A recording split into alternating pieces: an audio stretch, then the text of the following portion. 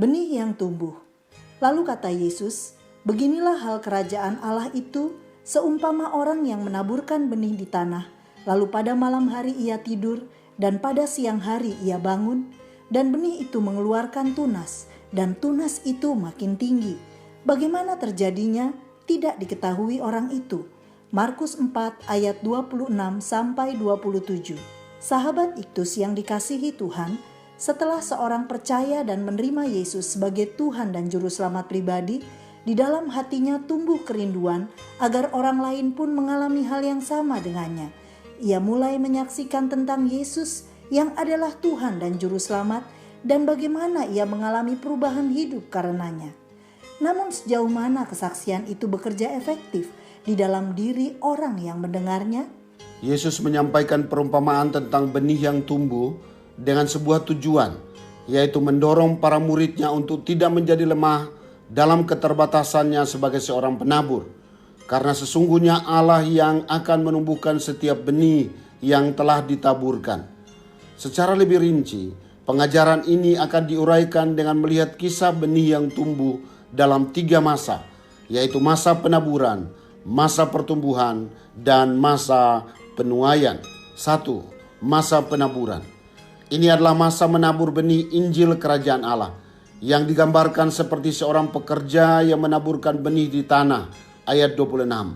Benih yang ditaburkan adalah Injil Kerajaan Allah, yaitu berita keselamatan di dalam Yesus Kristus, dan yang menjadi tugas pekerja itu hanyalah menaburkan benih di tanah. Tanah adalah ladang Tuhan, yaitu seluruh dunia. Keseharian penabur Allah, pada malam hari ia tidur, pada siang hari ia bangun. Ayat 27. Ini menunjukkan bahwa penabur adalah manusia biasa. Ia bukanlah seorang yang sempurna dengan kekuatan yang tidak terbatas, melainkan ia adalah seorang yang memiliki keterbatasan. Beristirahatlah menunjukkan keterbatasan dalam segala hal, baik secara fisik, skill, psikis, dan juga spiritual. Namun demikian, hal ini tidak boleh menjadikan seorang penabur atau pekerja bermalas-malasan, tetapi justru menunjukkan kesungguhannya dalam mengerjakan tugasnya itu. 2. Masa pertumbuhan. Setiap benih yang sudah ditaburkan pasti bertumbuh.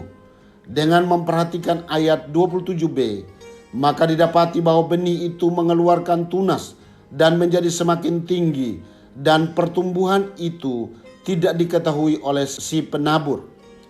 Istilah yang digunakan berarti secara otomatis benih itu bertumbuh. Ini berarti jika seorang telah menerima benih firman yang berisi kabar baik di dalam Yesus, maka secara otomatis benih itu akan mengerjakan pertumbuhan rohani dalam diri orang tersebut. Di dalam ayat 28, Markus sebagai penulis kitab menguraikan tentang sebuah proses yang terjadi mulai dari tangkainya, bulirnya, kemudian butir yang penuh isi dalam bulir itu. Inilah yang terjadi dalam proses pertumbuhan benih, bahwa semuanya tidak berlangsung secara instan, melainkan membutuhkan waktu.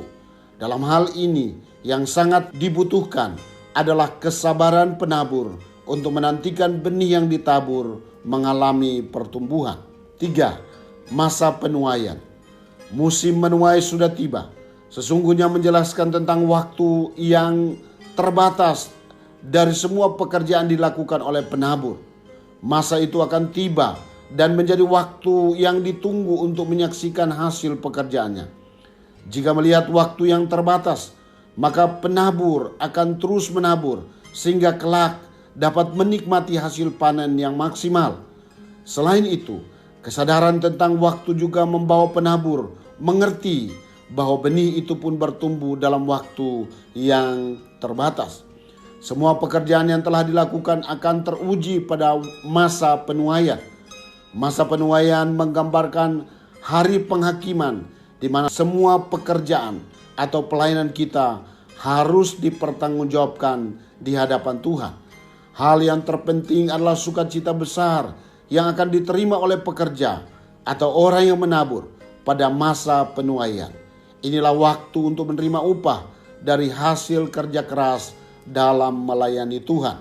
Sahabat Iktus, penuaian ditentukan pada masa penaburan.